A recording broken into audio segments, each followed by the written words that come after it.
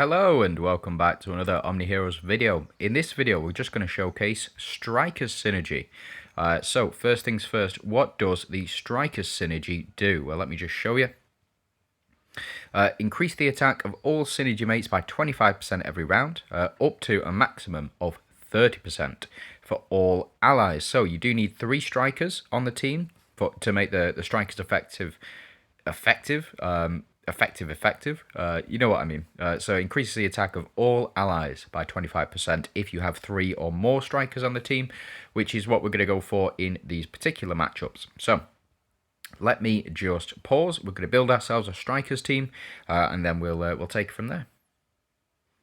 Here we go. So this is the first strikers team that I've built. As I said, you do need 3 strikers on the team to make it super effective.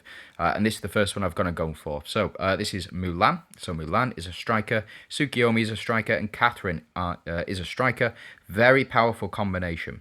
So Mulan will give everybody on this back row the burn effect, which means that you apply the burn effect and it will deal percentage-based damage rather than actual, number-based damage. Number-based damage being it will deal 5 million attack deal 5 million damage to all enemies. That is a number-based, whereas percentage-based is it will deal 5%, 2%, 4%, whatever it is, a percentage based of the health. So it can take off much more, which is why Mulan is very key in this Mystifier Strikers build. You also have Tsukiyomi, the most recent unit that has been released, or that have been released for Mystifiers. Tsukiyomi is a powerhouse. She just does not stop. What happens is she will steal a portion of the enemy's attack and defense based on the number of corrodes that they have, which is why you do want to run her alongside somebody like Dullahan or Emily, which increases the corrode stack. So let's take out Astrid. Let's pop in Dullahan. Pop Dullahan on this back row in place of Catherine. Stick these two at the front. What you do want is to apply as many stacks of corrode as you possibly can, and then at the start of the round, Tsukiyomi will steal attack and defense relative to how many corrode stacks have been placed on the enemy. So say, for example, if you were to run this team, except instead of Dullahan, you were to run Emily with her exclusive runes, at the very start of the battle, you would steal 10 million attack and 10 million defense from your enemies, putting the difference up to 20 million between the two. So from starting life totals, you would get 10 million attack and defense, or your team would get 10 million attack and defense, and your enemies would lose 10 million, which makes the differential 20 million. So again, a very powerful effect indeed with Emily on the team, but we are going to go with Dullahan primarily for the deviant synergy here, and also he hits more with Mulan. So Mulan will allow him to apply that burn. He'll apply that burn to every unit on the enemy team because that's who he attacks with all of his attacks. So just something to keep in mind when you are running Mulan. Now the final one is Catherine. Catherine is a very, very powerful unit in so much as she steals. Again, this Mystifiers team all about stealing. So first things first, when taking action, Catherine has a 100% chance to apply Vital Drain on all enemies for 1 round, which means that she will steal any healing. So the healing effect received during the effect will be transferred to the buff caster, which means that any healing received when Vital Drain has been applied, and she applies it to everybody, will be stolen. So can be very, very counter. It's a very hard counter. When Catherine receives healing, she will also heal all allies for 50% HP. Very strong.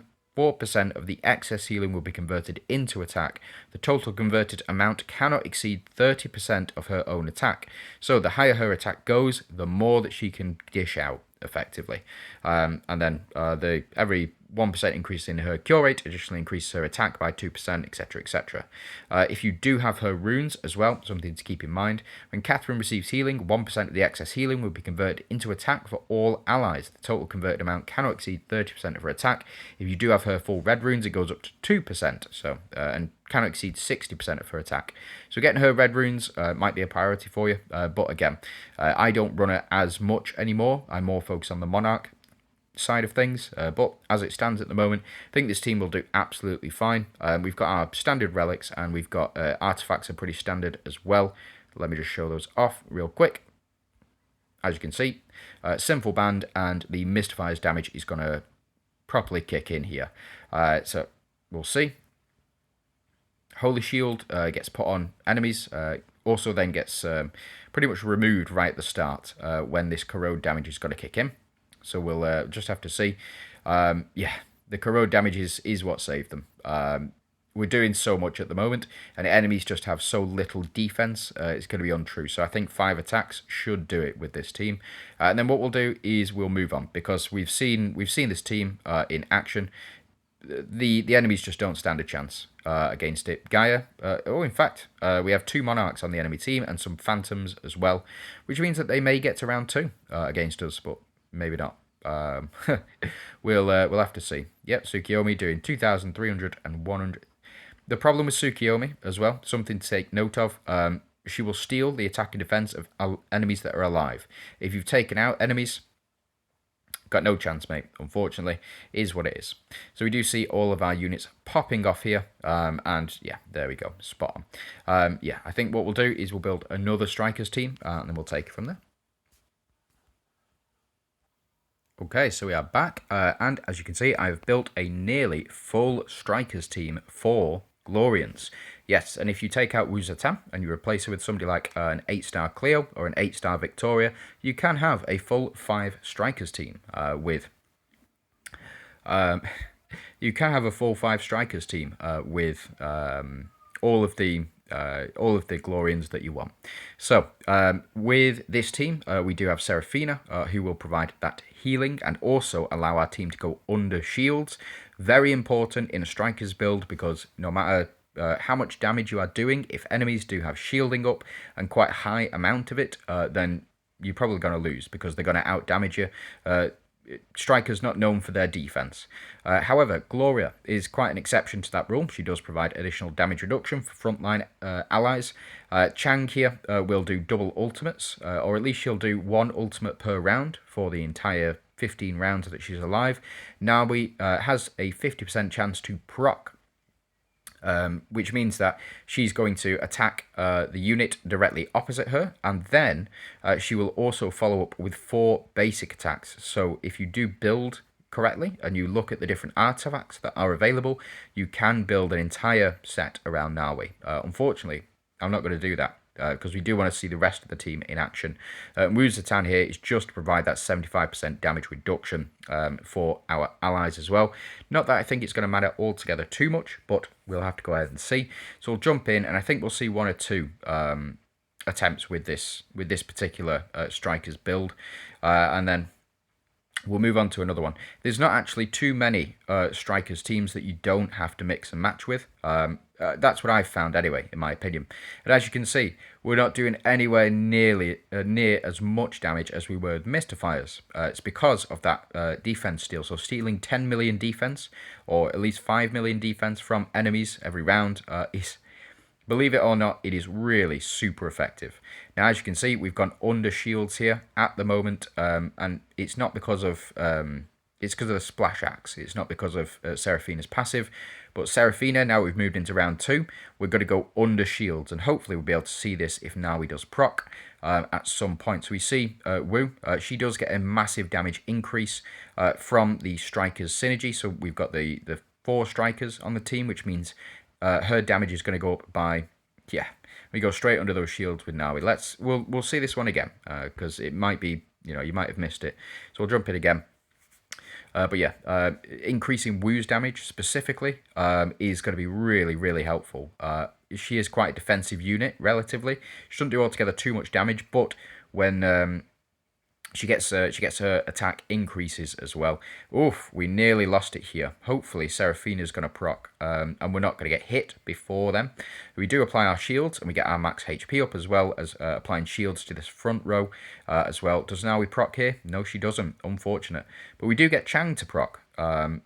She's going to start to build up and build up and build up even further as well, and we get the blessing. Something I didn't talk about with Seraphina is the blessing buff. So blessing effectively reduces the damage that you take to 0 and stops enemies applying a debuff to you as well. So can be a very powerful effect. Seraphina to bring us back from the brink of death, and also to increase our attack and defense in seasonal content because of the Grace of Hunters. So as you can see, these splash acts put in the work in here. Potentially Nawi to finish things off with her proc. No, we don't proc, unfortunately. Nawi, let me down in this showcase. What are you doing? You were the pride and joy of Hunters. Now, Chang is going to do two, or she should have done two ultimates there. The reason she didn't is because she had no valid targets left at the time of casting the second ultimate, and it was the Phantom synergy that brought enemy Persephone back, which kicks in after. So what we'll do here is we are going to move on to another Strikers team, so bear with me. Okay, so we've jumped back in to this particular Rift Odyssey, and this is the Avengers Strikers team. Now, there are two Strikers who are non-DD units, that's Selene and Solomon. Solomon, with his runes, very, very powerful. Whenever he receives active healing, he then passes it out as well. So, as you can see, when Solomon receives active healing, he restores 20% of the healing amount to all allies. As well as that, after Solomon deals damage for every target, he applies Taunt, restores 5% HP. And also, when Solomon receives active healing, all allies are healed for 20% of this instance of healing. So effectively, you're going to be healed for 40% of everything. Works very well in combination with Hey Kate, works very well in combination with Salim. Because both of those require an increase in their, or they both require healing. So let's have a look at Hey Kate just very quickly. It is this one. Hey Kate converts 200% of healing received into her own attack up to 100 million. And then whenever Hey Kate receives healing, she gains 1 stack of attack boost and increases maximum stacks of attack boost by 20 for all allies. Upon reaching 20 stacks of attack, she triggers invincibility for 1 round. The cooldown of this is 3 rounds. So you do want to build her up as much as possible, providing as much healing as you possibly can. Potentially even taking out Janna and running another healer like Seraphina on the team just to get that additional healing. You can also run Persephone on the team as well for the additional heals. So it is something to keep in mind. I think we will go with Persephone on this one. We do now have 3 Light Seekers, which means that every 1 stack of buff gained by Light Seeker hero increases their damage boost and damage reduction by 2% up to 20 stacks. So our 3 in the middle here, Salim, Persephone and Solomon, will all receive that additional healing. Unfortunately, Hey Kate is not a Celestial. She's a Deviant, and so does not pair very well with Lachesis, but it is what it is. We've got Lachesis on the team primarily for the active healing. We do have our on death buffs as well, and we also have. In fact, what I'm going to do, I'm going to save this. Let's go ahead and take you out. And let's pop you in just in case, because I think that Sal may go down, and if he does, then we'll get Solomon to sort him out. But Persephone also does apply a lot of, she'll apply a Fortitude effect to this front slot here. Very, very strong effect, and as well, in order to trigger, what we'll do, we'll take you out, and we're going to pop in you for healing, and we'll pop you in for shields as well. The reason that I've got Hey Kate in this top left corner, rather than put her in this bottom right corner where she's going to do more damage, is because of the sphere. The sphere targets these 3 positions, so positions 1, positions 2, and positions 3, when it does pop off. So what we want to do is we want to put our stacking units like this, for example, in a position where they're going to get that active healing, and then at the start of the next round, we're going to see... the enemy pop off. Now, unfortunately, we do have an enemy Lachesis on the team as well, which is a bit unfortunate because Hey Kate's going to lose all of her attack stacks, and Sal is going to lose all of his attack and damage boost stacks as well. We do get increased healing here. We get Hey Kate, fortunately, to take out enemy Lachesis. Very, very strong attack there from Hey Kate, and now she is invincible. So Hey Kate is invincible, Sal has the Fortitude effect applied, Solomon is dishing out all of that healing, and then we're going to see massive damage from both Sal and from Hey Kate as well in that round. So yeah, a really, really strong build for PvE. I wouldn't recommend it in PvP because I think that you'll just get taken out. Now, there is a bind function here. So Solomon, he does apply bind to our allies here. So I do think we need to use somebody very specific in order to counter this bind. The only way to get it off when the main boss has 15 or more stacks of debuffs, we don't apply debuffs. We just apply damage with this team. So, as you can see, we are building up and building up. Unfortunately, at the end of this round, Solomon is going to apply this bind. So we will have to take out a unit on this team and replace them with a unit that counters the bind mechanic. None on here, but I think what we can do is we can pop Karnak in this team as well. So let's go ahead. That was definitely always going to be a loss. And what we'll do, we'll take out Persephone. We'll go ahead and pop Karnak in because he does provide healing on crit. We shouldn't be doing very much crit damage, to be honest, with this team. If we do get a crit, we'll get a heal back, which is going to be really, really quite nice, actually. And if Karnak does hit, I believe he increases HP, not HP, he increases the crit rate for all allies on his ultimate attack and on his secondary skill as well. So hopefully we'll see this in action. But we'll see. Right, so Solomon applies this bind, absolutely fine. We should be good to go. When Karnak does his attack, does get the crit, increases crit rate of allies. Sal not doing altogether too much at the moment, but it's because we've not been healed. So if you notice the difference between the teams here, we haven't had any healing whatsoever on those teams. We do retaliate back, and then we do start to build up attack and defense here with the rest of our team. And Sal, every time he attacks, he is gaining that HP back as well. We do increase our max HP with the sphere whenever a unit dies. Now, Lachesis to pump Sal up even more. Potentially, we can replace Hecate with Sal in that slot and swap them round, but should be absolutely fine. So we have taken out all of these enemies. Can Solomon finish it off? Yes, he can. Very, very strong, very good team for healing and for survivability as well. So we will jump into the next one. Let me go ahead and build another strikers team. And here we go. So I have had to cheat on this one, primarily bringing in Cleopatra, or in this case Victoria. There is no other striker on the Dooms team that I'm willing to use. No, tell you what, how about this? Let's give Stannard a chance. Let's see just how well he does. All right, okay. But the purpose of this team is to get your attack as high as possible. And then once you've got your attack as high as possible, you are looking to reflect as much damage back as possible. This plays into Arthur's passive, so Arthur will gain... he will deal additional damage equal to his current HP. Can't exceed more than 1,000% of his own attack. So, if Arthur's attack is absolutely massive and his HP is also massive, then he will do a lot. He will do a lot of damage against these guys. We are good up against enemy reflectors, so potentially this team is going to die really, really quickly. And in fact, they're probably going to die because I didn't change any of the artifacts here. So, go ahead, pop you in. Go ahead and pop you in, and we'll go ahead and pop you in as well. Getting those attack increases, applying that burn effect, and also increasing our HP. Go ahead and change this up so we can apply Sanctuary. 25% chance to trigger Sanctuary. We've got our converts into healing, and we've also got our Undying Shield as well. So as long as one of our frontline allies is alive, the back line won't go down. We have Doris. Doris is really, really powerful. I think you do need her full red runes in order for her to be super effective these days.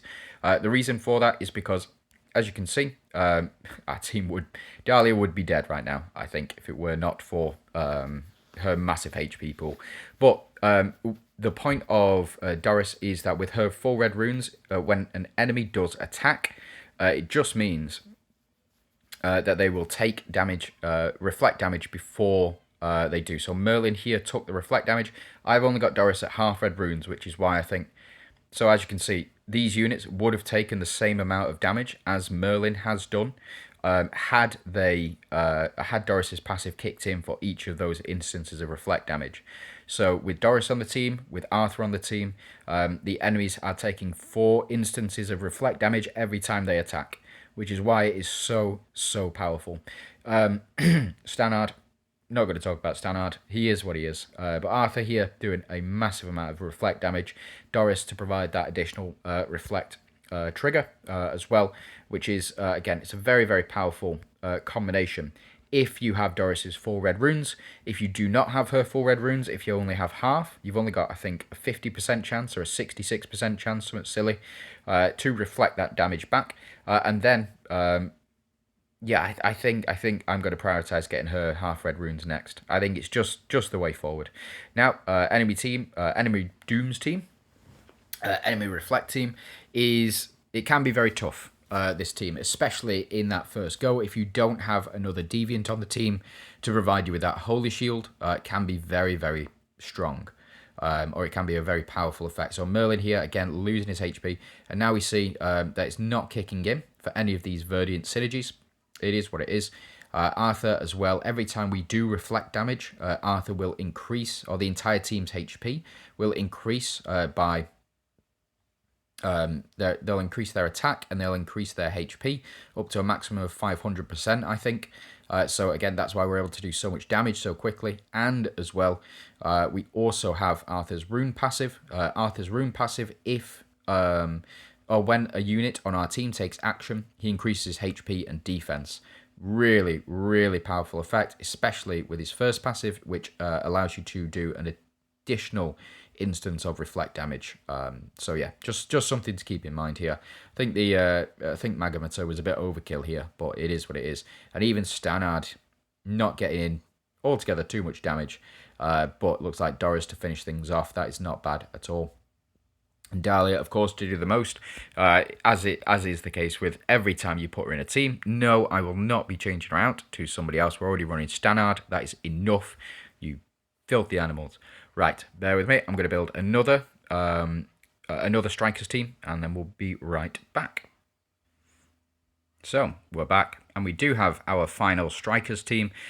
The reason that I'm building this Strikers team is because... You're not going to believe this, but Valiantas have a striker coming out this season. That's right, Ra is the newest striker. Unfortunately, she's not been released in... Well, she technically has. If you pick up one of those tickets from the seasonal pass, you could pick up a copy of Ra, but you won't get it to Striker Synergy until she's actually released in-game, which is coming out, I believe, next Friday. So we'll have to see how good she is. Apparently, she's got some weird mechanics to her. The dual mechanics is going to make you or one of your units with the highest attack and the enemy unit with the lowest attack fight each other. So could potentially be a really, really powerful effect or a really powerful tool. Potentially, anyway. Does it count the units that have been stolen by Aphrodite? I don't know. We'll have to see. Now, Ra will also apply healing and holy shields to all of your units as well, so can potentially be a really, really powerful asset, especially maybe even taking out Elma on this team specifically. Maybe not in Rift Odyssey. Maybe not, but. Again, we'll have to see about that. We'll have to see how good Ra is.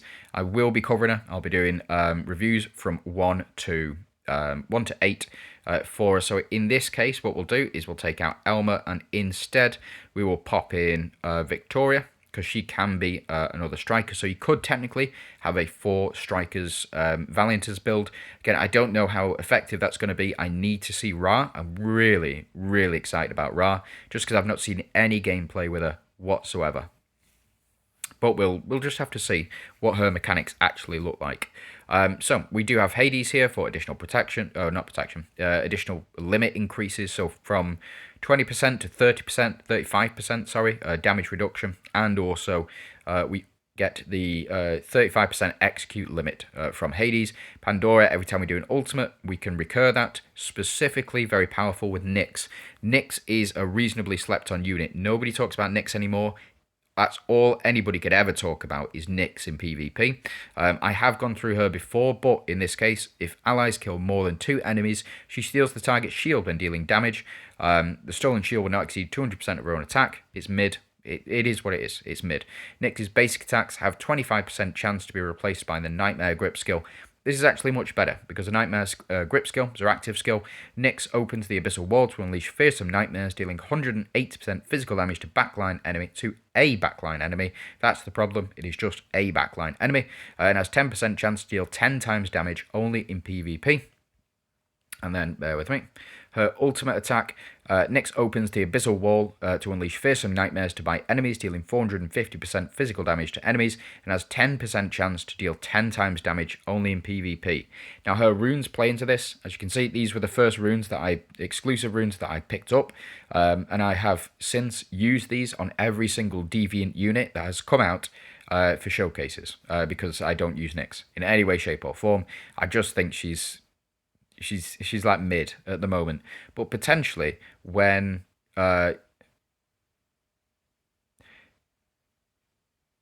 just had a thought. I'll go through it in a sec. But as I was saying, cast Nightmare Grip one time on each action. That's her passive skill. Cast if you get a half red when cast Nightmare Grip. When Nightmare Grip or Abyssal Jaws skill does not trigger 10 times damage, there is a 50% chance to stun the target for 1 round. And then if you get her up to full red, there's a 100% chance to stun. So if you got a full red, then she's either got a stun or she's going to do 10 times damage in PvP exclusively, not in PvE. I think they should update that to PvE. I think Nyx would then become relevant again, but it is what it is. So let's go ahead and change these up. We'll take this out.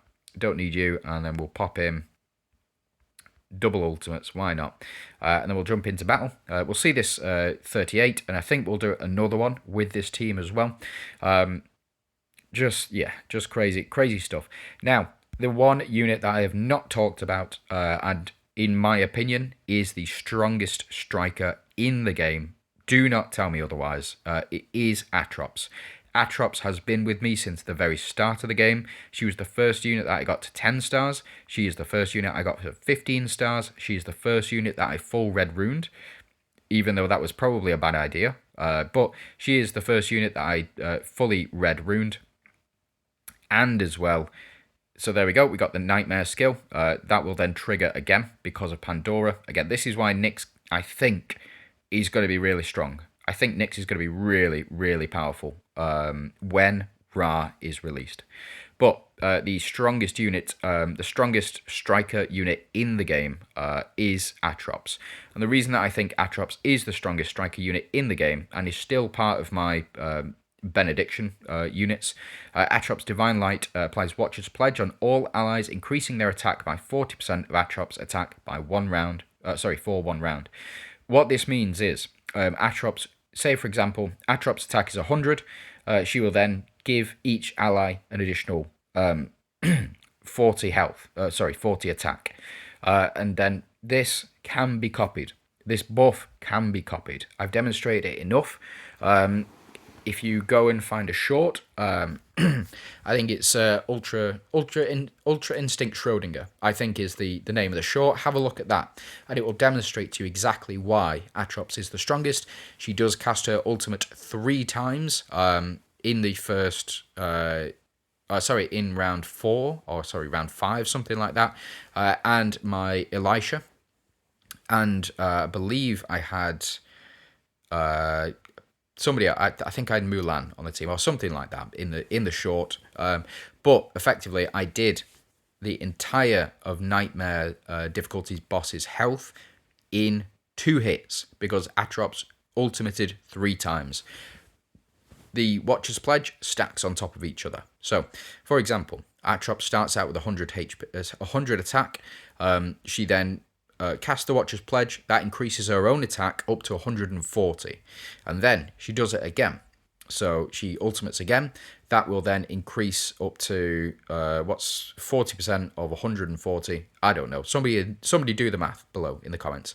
But she then applies that to herself again. And then she applies it to herself again with the additional 40% on top of each one. So you're not just getting an additional 120% attack, you are getting more than that. It's crazy how much damage you can put out with this unit.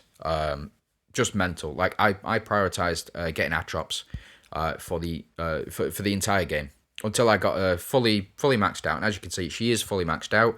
Runes, I've nearly got up to Supreme. I just can't be bothered getting them up to Supreme, going through it. There's plenty of other units that I need to get unique runes for this. So I've not gone full Supreme, but I don't think it matters altogether too much. She is so So powerful. Don't think you need her exclusive runes. Her exclusive runes just make her tankier, which is a very powerful effect. But for now, I think what we'll do is switch you round over here. Jump into battle. We'll see her in action one more time, and then I'm going to build probably one of my favourite strikers teams of all time, and I will show you that on round 40 here. But for now, we're going to go ahead and watch the decimation occur of this enemy team here. Splash Axe putting the work in, as per usual. So I think Nyx does have the chance to do her Abyssal Grasp on the enemies, but I don't think it's going to matter altogether too much. We do get Pandora popping off. She does her ultimate here. If she'd have killed Marina, she would have done it again. So we do steal. We steal the enemy over here, and then Nyx does it again, and then Nyx is going to do it one more time. That's it, Nyx. She is making a comeback. I think she is. I think she's going to make a comeback, especially with Pandora and with Ra now as well. I think Nyx just goes down way too easily for me. Like in this testing environment, she goes down. She works really well in PvP. In actual matches, she goes down super easy. So it is what it is. Bear with me. And here we are. So this used to be my favourite strikers team of all time. I use this team minus Hate. I used to run Mulan in that position, or any other striker. You could potentially run Solomon as well. But the reason that I'm going to run for Hate, Celine, in these two positions is because they increase the attack stack limit and apply attack stacks to themselves, as well as Celine also increases damage. You've got Seraphina in here for the heal. We just need to heal one time, and then you do absolutely phenomenal damage. You've also got Atrops in here, who will power the team through. Any damage that we need, she will provide. She also, if you have Lightseeker, I did forget to say this, but if you do have her Lightseeker ability, she also heals on her ultimate and then heals on her active skill as well. 10% HP. Very, very strong. Got to really work well with Hate. Hopefully these guys can last for long enough against... the enemy team can last long enough for us to fully pop off. I just want to see this. And the reason that Catherine's in here is for the reason that we went through before. So every time she receives overheal effect, you will... she then applies that to the rest of the team as well, so just increasing attack even more. Unfortunately, our defense is going down here, but we do start to increase our attack and defense. We do have Chest in here, which does get the double proc, and we are healing back a lot already. So as you can see, not doing altogether too much damage right now, but you just wait until those holy shields kick in, and then we can't get through, and then it's a long drawn-out battle, and we just can't get through because we don't have anybody to dispel holy shields. Oh wait, yes we do, because Catherine does. Just something to keep in mind. So we get Seraphina to proc here. She will heal everybody. It will increase the attack. It will make Hate invincible. She does it again. Oh, she does it again. Increasing our attack even further. And now we are already pretty much fully built up at this point. Hate does the business. Holy Armor ensues. Another Holy Armor ensues. We're going to have to work our way through this. Except for when Catherine does the business, doing reasonable chunks of damage. This is, again...